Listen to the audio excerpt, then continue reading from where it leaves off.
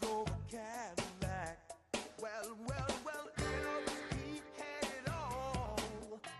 They say he was the king, but look how happy he was when he split the scene. It's a day-to-day. I think we need some strategies for living. And we all need strategies for living. Are you ready? You ready for your daily dose of radio rehab? I think you're right. We all need strategies for living. We do. I'm ready. We do. Hey, folks, welcome into 101.7 FM, 710 Keel. Welcome into another edition of Strategies for Living. I'm Dr. David McMillian. He is Jimmie Bryant, Ph.D. Jimmie, Jimmie. Hey, what's wrong? It's just too hot. I know we're supposed to be doing a radio show, Right. but it's too damn hot to do a radio. And I don't think I can. I don't know that I can do this. I don't think I can get through it. You sure? It's Kind of making a big deal out of it, huh? No, I'm not feeling it. It's just, Yeah? I'm going to mess up. I know it. I know I am. I think you need some help. We need to call in the big guns. Yeah. Yeah. Got any ideas? I got a couple. That's Mighty Mouse. Yeah, I know. Oh, LPC Carl McCormick. I and hope I can save the day. Jay Merle. Here I come. To save the day. Good to be here. Yeah, well, 2 nights in a row. yeah, Yeah. it's a treat for us. So, am I doing a little catastrophizing, maybe? Maybe, yeah. These times that we live in, it's maybe we're all invited a little too much these days to get into catastrophizing. But catastrophizing is, you mentioned ants. Automatic negative thinking. And, Syndrome. one ant's not a big problem, but ants don't tend to come like that. Ants tend to attack, and the ants that you're talking about, automatic negative thoughts, kind of act like those red ants in the ant hill. When I was a kid, you'd see those hills, and you just want to take a stick and stir. But if you did that and you stayed around too long with your stick in the ant pile, They'd get up on you. yeah. And that is exactly, I think, what happens with the ants that you're talking about, and specifically catastrophizing. So we're going to talk about catastrophizing this evening. Jimmie's done an intervention and called the big guns in on me. right. So I sure have. We'll see how that works out. We'll see. Folks, thank you for tuning into Strategies for a Living, and thanks for being here with us when the big guns are here. Strategies for a Living is presented by Pintail Roofing. Roof. We're presented by the That was Robinson. awesome. It was. We're presented by the Robinson Film Center, by Azalea Cleaners, by Learning RX, by Hempress, Cannabis with Love, 3766 Uri Drive in Shreveport, and by the Shreveport Little Theater. Back in a moment. How do you stop? How do you stop catastrophizing? What is it, and why is it so destructive? We'll talk about that and more this evening here on Strategies for Living. Stay with us.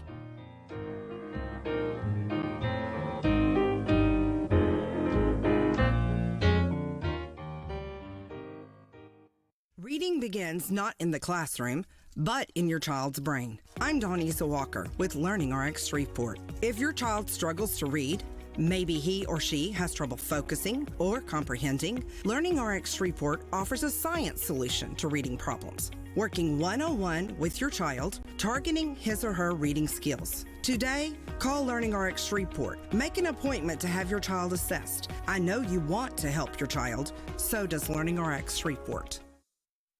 Hi, this is Jay Merle for Pintail Roofing. Let's talk about quality. When you hire Pintail to build your roof, here's what you can expect. Quality and quality control are the most important concerns for us at Pintail, and you need to know that Pintail stands tall with swift and professional performance on any warranty call. This is our most important policy. And remember, we're your neighbors. We'll be here for you for the long haul. Our family's lived here for over 100 years, and we aren't going anywhere. On the commercial side of Pintail's business, our fluid-applied roofing solutions can save thousands of dollars over conventional commercial roofing options. Call Pintail at 226-ROOF for a free inspection of your home or commercial building. That's 226-7663. Pintail Roofing. What's the condition of your roof?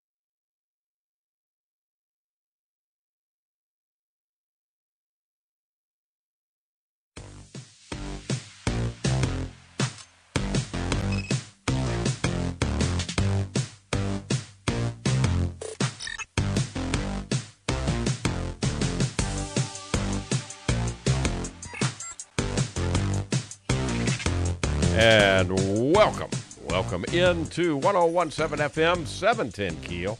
Welcome into Strategies for Living. So maybe one of the most destructive habits, and it's a habit that I think a lot of us can get into, and in these days and times, we don't have to work too hard to catastrophize around these parts, yeah?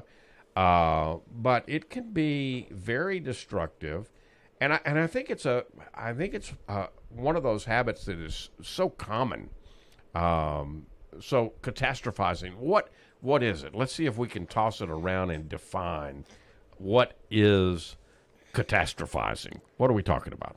I think for me, it's thinking that things are bigger or worse than they really are. Okay. Right? And Yep. then So you build up these nightmare scenarios, right? Right. So I failed the test, so now I'm going to flunk out of college, and I'm never going to get a good job, and then no one's going to want to hire me. Like dominoes falling. And Boom, boom, boom, boom, boom. I'm probably just going to be living in my car under a bridge someday. You're future tripping. Yeah. In a catastrophic way. Right. Yeah. Yeah. So with me, and this is something that I've really been working on with me, because apparently I used to say I could see around corners. Well, let me tell you what that meant by my definition. Let's just take, I've got a project that I'm working on, and I start thinking about everything that could go wrong with that project. Right. Now, look, a little bit of that, if you're in the construction business, isn't bad. Yeah. But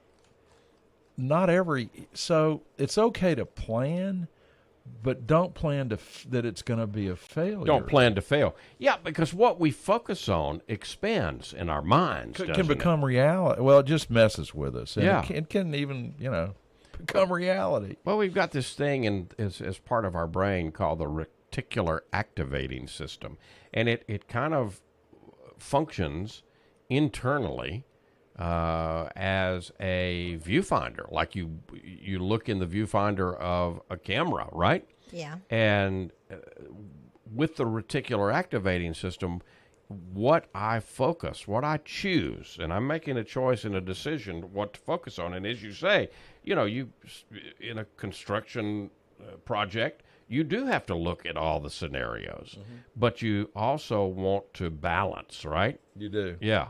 You have to. You don't want to lose that balance. So let's say I have a presentation to make tomorrow, and my mind starts to pull up the scenarios where I left my notes at home. Yeah. So I'm up there and I see myself making a fool of myself in front of the 100 people that I'm speaking in front of, right? I'm embarrassed. I'm embarrassing myself. I'm embarrassing, the company that I'm with. I'm embarrassing Carla and Jay. I can't believe that I've done this. And then I come here and Jimmie yells at me, what in the world got into you? And, it's a matter of 10 or 15 minutes, and, man, I'm bummed out. I'm bummed out. That's catastrophizing. Yeah. Yeah. I don't know what causes it. I think a lot of it is a learned behavior. I think sometimes it's, a sense of being able to control. If I look at that's the key word. I look for all of the pitfalls ahead, and I'm planning for all of the pitfalls. Then I'm ready for them if they happen. So nothing catches me off guard. I think there's some of that. I think it can become a habit. I think people catastrophize, people who are very fearful. Okay, well, yeah. I think for me, and I've heard this said by others whose opinions I respect, that a lot of catastrophizing or looking around corners at the things that could happen is about one's desire to control the outcome. Yes. And the thing about it is, we can control some outcomes, but not many. Well, we live in the world, and we have Exactly. to be realistic that we have a tremendous amount that we can control within ourselves. And that's it. But we get out of balance. And I think one of the things that happens is that to some degree, fear is kind of factory installed into us. Yes. Because back in the day when saber-toothed tigers were roaming around, and I don't know, Tyrannosauruses or whatever those sauruses are. Mammoths and all of that. Yeah, some of them were woolly too. And, I had to, that fear factor was a protect mechanism. And, that's still there. That's still a part of our system. And yet, and for sure, we want a little bit of fear is a healthy thing. If I've got that presentation to do, a little bit of concern, tells me, okay, prepare and get my notes ready. Make sure my notes are put where I won't walk out the door without them, and I rehearse. I might even, get Carla and Jimmie and Jay to critique my presentation, and they help me out, and all's well and good, right? Yeah. A little bit of that is, but I've got a balance. So we'll talk about how to maintain that balance, and we'll talk about when we come back, how to handle this ants, automatic negative thoughts called catastrophizing. But let's talk for a moment about the Robinson Film Center, 617 Texas Street, downtown Shreveport. There's absolutely no place like the Robinson.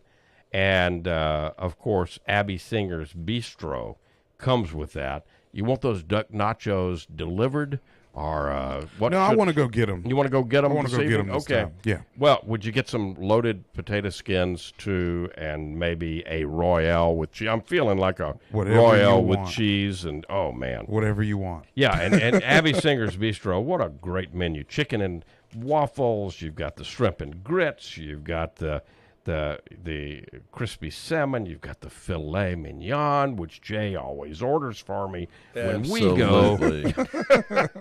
The second floor of RFC, open for lunch and dinner Tuesday through Saturday. You want to join the crowd at Robinson. You really do. Join the fun and become a member. You can check all of that out at robinsonfilmcenter.org. You get discounts on movies.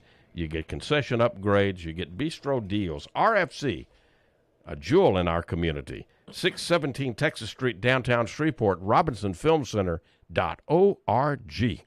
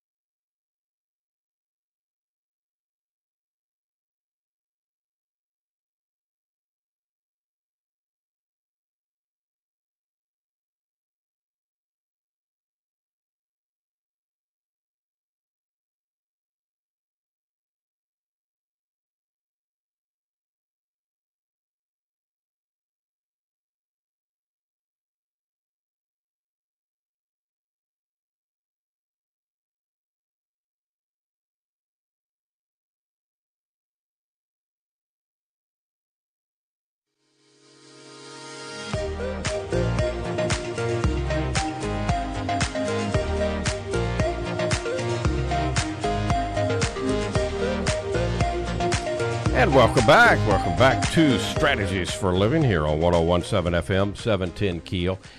Talking about catastrophizing this evening. Jimmie Bryant, LPC Carla McCormick, Jay Merle. So when we leave catastrophizing unchecked, those thoughts, those catastrophizing thoughts the ants run all over us. It spirals. It can easily spiral us down a rabbit hole of negative thoughts and negative emotions. The thoughts produce the emotions. We learned that in CBT, right? Right. Cognitive behavioral therapy. That it's not the things that happen to us that create the emotional response, the feeling or the emotion. It's what I think about what happens or is happening to me that directly creates the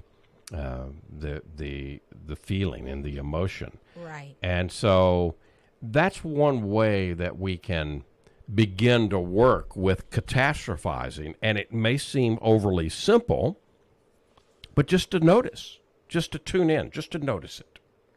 Well, and I think you have to, I think when you come across somebody or you live with somebody or you love somebody who has a tendency to do this, it's easy for us to paint them in a box of, oh, they're just dramatic. Yeah. They're negative Nancy's, that kind of thing. But what I can tell you is a lot of times people who do this don't realize how bad it is for them, and think in some kind of way that if, it's that hope for the best but plan for the worst kind of scenario. Okay, well, I've thought about all these negative things, so I'm prepared for them. So if they happen, I'll be okay. And I think that the hardest part is getting someone to realize that it's not preparation, it's negative thinking, and it is catastrophizing, not preparation. Right. The difference between a catastrophe and being prepared. So you're saying you're kind of going beyond noticing it now, and I think that's important because you're naming it. Yeah. Okay, so the way to begin to address anything that I want to change is I've got to acknowledge it. So I've got to notice it. I've got to name it, and I think that's exactly right, Carla. You have to put the catastrophizing. I recognize that I'm doing this. I'm recognizing it's out of control. I wonder if I'm catastrophizing. Yeah, and if I'm extremely if I get myself worked up and extremely uncomfortable, you could be catastrophizing. Well, and even if you're dealing with somebody who's kind of in the midst of that catastrophic spiral, let's call it, being able to, help them recognize it, like, okay, David, it's really going to be okay. And what if you go up there and you forget your notes and you stutter and you make and it's the worst case scenario. What if? Mm-hmm. Is that really so bad? Is it the end of the world? Will you lose your job? Will all your friends run away? Will you be homeless? Probably not. Yeah. Right? Yeah. And so getting them sometime to be able to see that, because people who kind of practice this catastrophic thinking almost get irrational with it.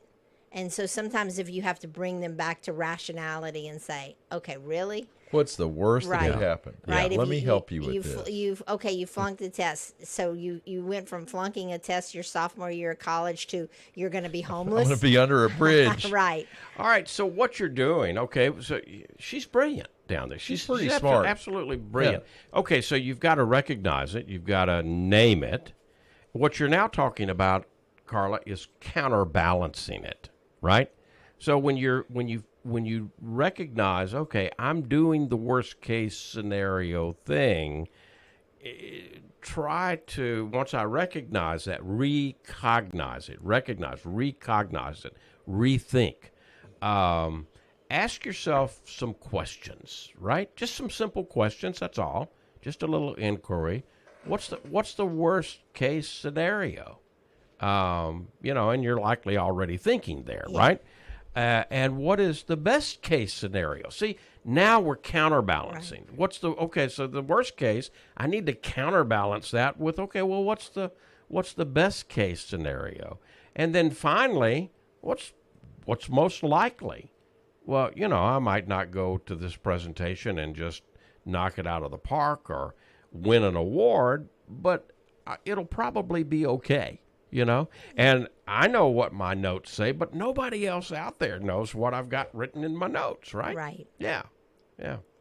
So I think you've got to be willing to that word we use so often, balance. You got to counterbalance it. So someone comes to either one of y'all, and they're suffering from catastrophizing. And I'm sure there are different degrees of it. But where do you start? Where do you start? You start with that. You help them recognize what they're doing. And a lot of times people who catastrophize are riddled with anxiety.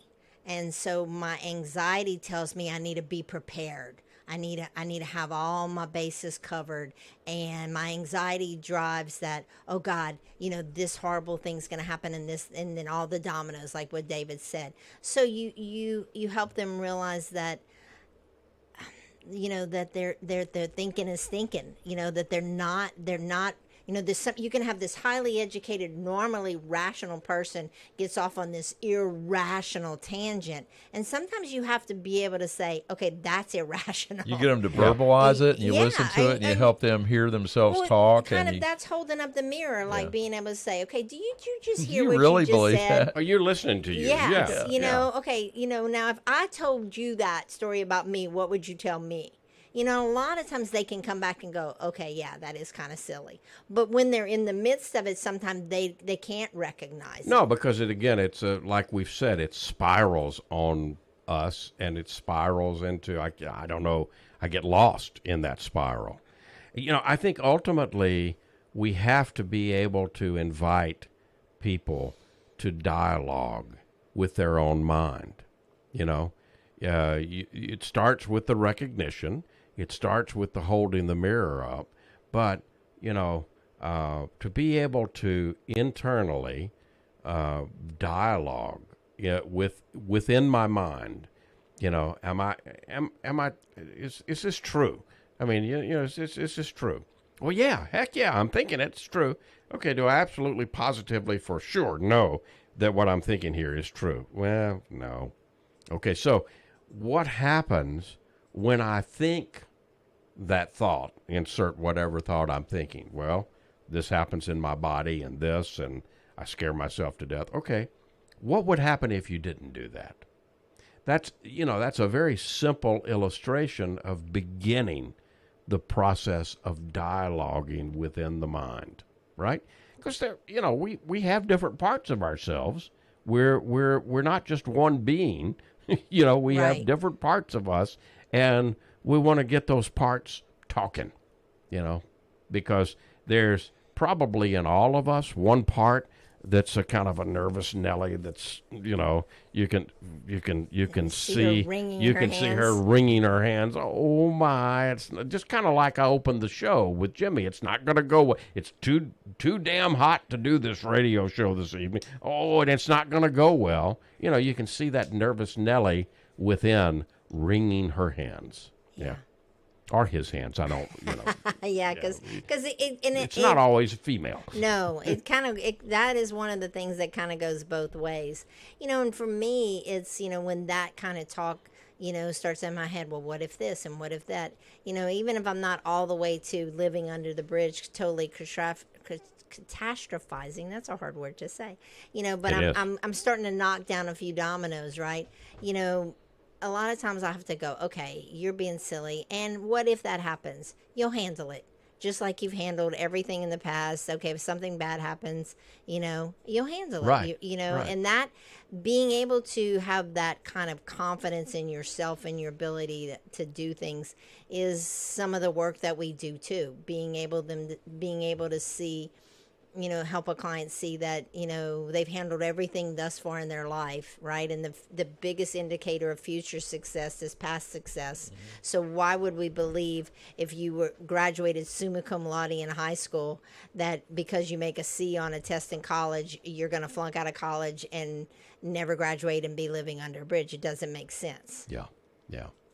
But I do think that we have to recognize and admit, okay, well, my mind is not going to change because I tell it, you need to change. Right. You know, what we have to do is we have to be willing to set up encouragement. We have to set up an environment within ourselves that is going to be conducive to change. And I think one of the best things to do is that dialogue thing and that questioning thing. You know, even when something has happened, you know, and, well, okay, so am I sure that this is such a disaster for me? Do I actually have evidence to support? Because, you know, sometimes stuff that happens to us, I you know, basically been fired from one job in my life in radio. And, you know, I can remember the 24 hours after that firing, and talk about catastrophizing, right? But it ended up to be the best thing that ever happened to me because, you know, I went out, I got a job over in Dallas, and then I got invited by the company that had quote unquote fired me to come back and be their general manager. And that's what I did. And, that led to this, which led to that, which, long story short, led to me being right here today. Right. Yeah. Best thing that ever happened to me. We kind of talked about another option for the topic, and one of them was the adversities that we face can make us stronger, better, can help us turn the page and go in new directions that are better, and so that's a way to counterbalance, Jay. Yeah, to always remember that, okay, it ain't over till it's over, and okay, well, I'm still standing, and I've got to accept the fact that there's going to be, just with life, there's going to be some issues and problems that show up, because that's just the nature of life, right? Right. So it's not being a Pollyanna that, everything's going to be fine. And you prepare. Right. This is the balance that you were talking about. You prepare, right. You do your best. You kind of recognize the pitfalls that are ahead and you prepare for those. And then at that point, you just expect it to be good. And that is part of, what you were talking about, what you said, sometimes the negativity can become a self-fulfilling prophecy, right? Yeah. And that's all of this dialogue that happens in our head. What if this happens? Okay, what if it doesn't? Is it really that bad? I say to myself a lot, okay, it's not that big a deal. No small children were harmed, because that's my bar, right? Right? Okay. Right. They didn't take my birthday away. As long as no small children were harmed is not anything I can't get past or can't get over, right? Right. You've overcome, you can kind of quickly take an inventory of, look at all I've overcome in life so far. Yeah, and being able to look back and have that confidence and that faith in yourself. Okay, so what happens if this happens? I don't know. I hope it doesn't happen, but if it happens, I'll deal with it. I'll handle it. Yeah. And I think we have to be willing to, as part of that internal dialogue, be willing to shift our perspectives. So, again, there's more than one part inside of all of us, right? And we get stuck on the one part of me that might be nervous Nelly and catastrophizing, but we've got other parts in us that, I don't know what we could label it, but I've got a little man inside me that, when the going gets tough, it says, "You can do it." It's a good German accent. I don't know what that was. I'm not sure what. But I get it. I get it. Yeah, I'm not sure what it was. But I need to shift. I need to be willing to, inside of myself, shift my perspective. And when I do that, I might notice that my thinking and my feeling, and therefore my actions, actually change too. It's actually part of, we were mentioning cognitive behavioral therapy earlier, and the model that we got taught was A, B, C, right? A is the activating event. B is the belief that I have. C is the resulting emotion or feeling. Based on the belief. So if you change the belief. So what do you say when you talk to yourself? So the D is to dispute.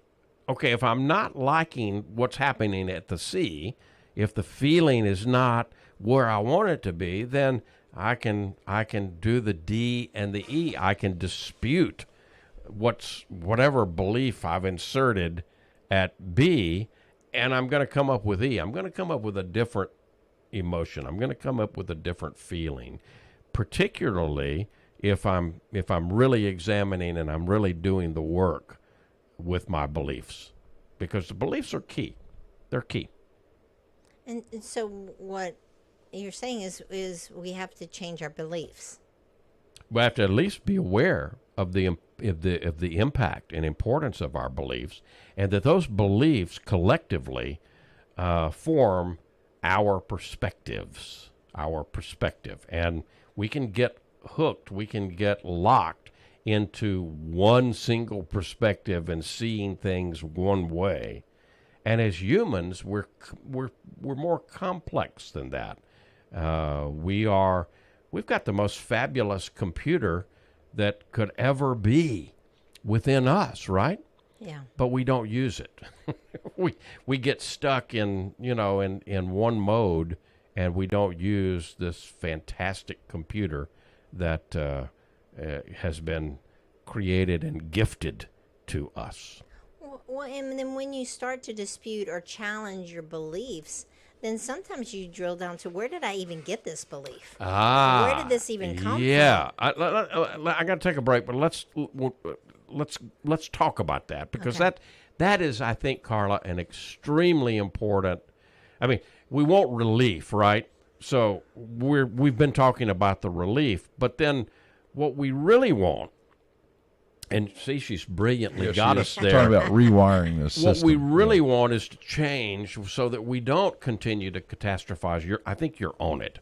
So let's come back to that. But before, sometimes we just need to get to the theater, Jimmie.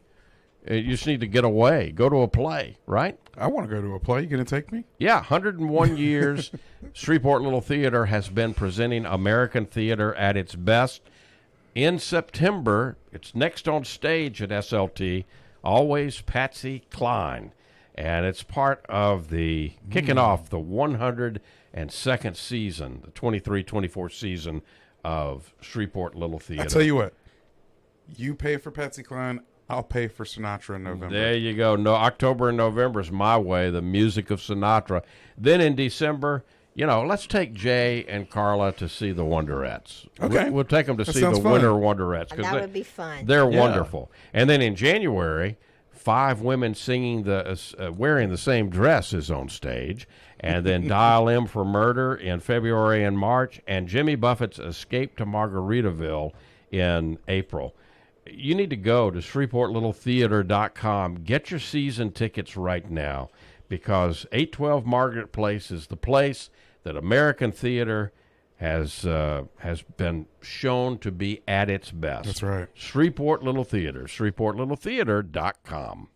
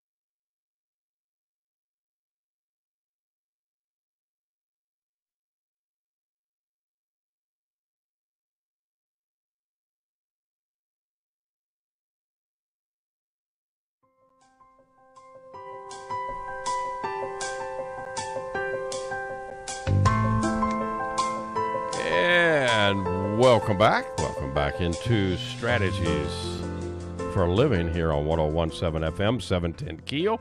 Jimmie Bryant, Jay Merle, David McMillian, and here we are looking to LPC Carla McCormick, because she has all of the answers. The key. Yeah, right. The golden key. Yeah. All right, so let's see. Bring me back to where we were before break. We were talking about trying to once you realize that you have these beliefs, trying to kind of drill down and go, where did these beliefs even come from? Yeah, because, it's one thing to solve the problem in the here and now, right? Okay, we want to do that, and we're talking about that. But we also want to address, all right, what's the deal here? What's happening? Well, in many cases, when you really drill down to the beliefs, you discover they're not even your beliefs. Right. They're somebody else's. And what do I mean by that? I mean that they were given to me, and more often than not by well-meaning people, right? But they were given to me by my parents or grandparents or aunts Family or of uncles, origin. the people that loved me, my teachers. There's a tremendous number of beliefs that get installed into us in the first, 7 to 10 years of our life. And many of those beliefs we don't ever take out and really examine. And until we do, they're really not ours. They belong to somebody else. Right. We've just been packing them around all this whole time and haven't even looked at, wait, do I really believe that? Is that really true? Where did this come from? Yeah. And I mean, and society gives us beliefs, boys wear blue, girls wear pink. Boys don't play with dolls, girls do. I mean, those are just beliefs that we've just kind of taken as like, oh, okay, that's just how it is. But who says and why? Or who says is a great question. It sometimes that question can get us into some trouble in some places, but it's a great question. You're the pretty one, your sister's the smart one.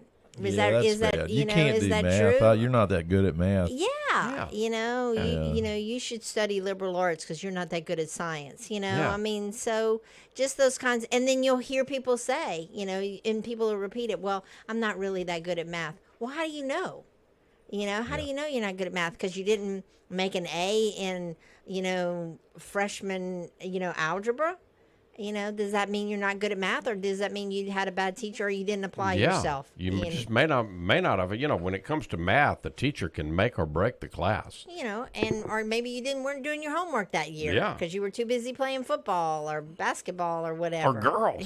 Girls 101. Yeah. I mean, so those kind of, and what did Jay said earlier, cognitive distortions, they're that cognitive, we had, and those they're just, basically like any distortion, it's something that's just kind of noise in our head that's distorted.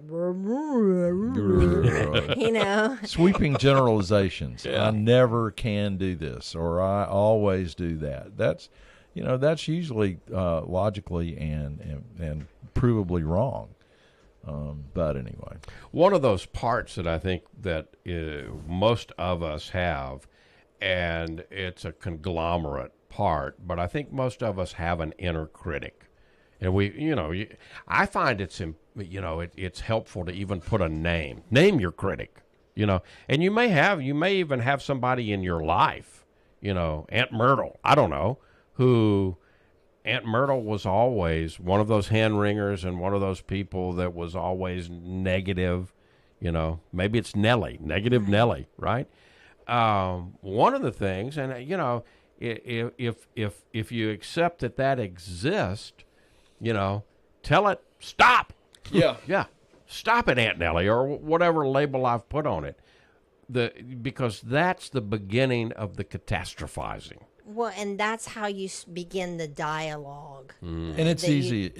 I believe it's easy as that. I shared with y'all. I really had this great. The first class I took was a class on marriage and family, and we talked about cognitive distortions and ants and all that. And I really admire the teacher. She said, "What you need to do when those thoughts come is just go, quit it." Yeah. Yeah. I mean, it's really can be, and that's really not oversimplification, I don't believe. I put it into practice recently. And it works, doesn't it? It does work. Yeah, and I usually just go, stop it. That's what I tell myself, I mean, and that's kind of, because where my cognitive distortions or where my kind of where I start to push the dominoes is in the future. So, you know, David talks about that 3-room house, right? The past, the present, and the future in our minds. So for me, it's always in the future. So if I can catch myself and go, stop it. And then come back to today and, okay, what do I need to do today? What's in front of me right now? You know, a very powerful thing that we can do after stop it, you know, and challenging that inner critic is we can just breathe. Yeah. Because oftentimes that inner critic has got our body in a tizzy. Yeah. And we'll find that we have activated our automatic nervous system to the point where everything's tight, you know, everything is so just breathe, because breathing in, focusing in on your breathing, focus in on your breath, hold it maybe for the count of 3, focus on the out breaths, do that for the count of 3 or 4, nothing else for just a few moments, just breathe. Get out of your head. And you'll calm your body down. When you calm your body down, it'll be more conducive to doing some of the stuff that we're talking about here in the mind, because the mind has to be more clear if the body is calmer. Make sense? It makes perfect sense, you know. Totally. And then paying, to that end, paying attention to, your physical cues. You know, if you're clenching your teeth, if you're grinding your teeth, if your shoulders are up around your ears, body language in general. You know, if you're clenching your fists, paying attention to, okay, it's not that big a deal. That's fine. Come back. What do I need to do? What's in front of me today? What do I need to take care of today? And, those kinds of little simple kind of ways you talk to yourself. And everybody has to find their own way, their own little mantras, their own little things. Those things work. Absolutely, they do. And if they don't, then that may be the key to say, I need to up my level of help. So, one of the first things I might look for is a level-headed friend. Yeah. Who knows me and who I'm willing to share what's going on with, and let that friend be open to listening to what that friend says. The other thing that we could consider at that point is, well, okay, maybe I need to consult a professional with this. Maybe, I've been talking about maybe going to therapy. Maybe it's time to pick up the phone and call Carla McCormick, 227-9002. And she's conveniently located at the corner of East 70th Street and River Road, right next to Edwin Watts Golf. Yeah, so when you get through with your therapy session with Carla, you can go get a driver. Yeah. Well, and one of the things I would like for people to know is you don't just have to go to therapy when your life is in crisis. No.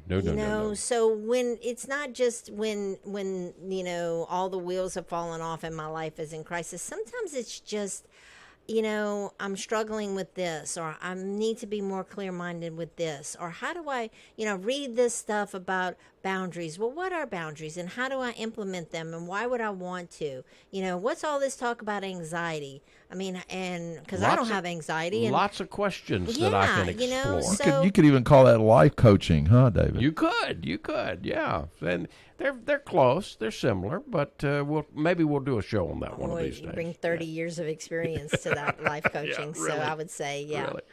So catastrophizing, hopefully we've helped you identify what it is. Hopefully we've given you some ideas and some steps to stop it. There you go. Stop it. We'll be back with more strategies here. I don't know where I am. Where am I? I'm catastrophizing. I can see. Catastrophizing on Keel. It's happening. Yeah, catastrophizing on Keel.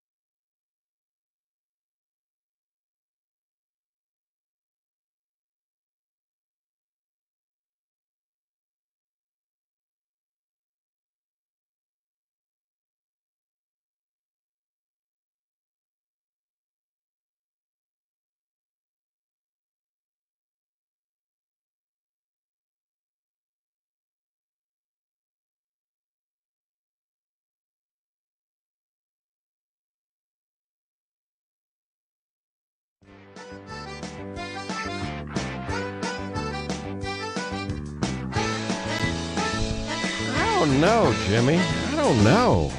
Did it go okay? You don't think today went well? Well, I'm trying to embrace my inner critic. I'm trying to Distortion. Stop it. Yeah. That's it. Welcome back to 101.7 FM 710 Keel. Jimmie Bryant, LPC Carla McCormick, Jay Merle, David McMillian, talking about catastrophizing and some steps to recognize it and some steps to stop it. And I think it's important for us to stop it. And maybe never so much so as around these parts where we are.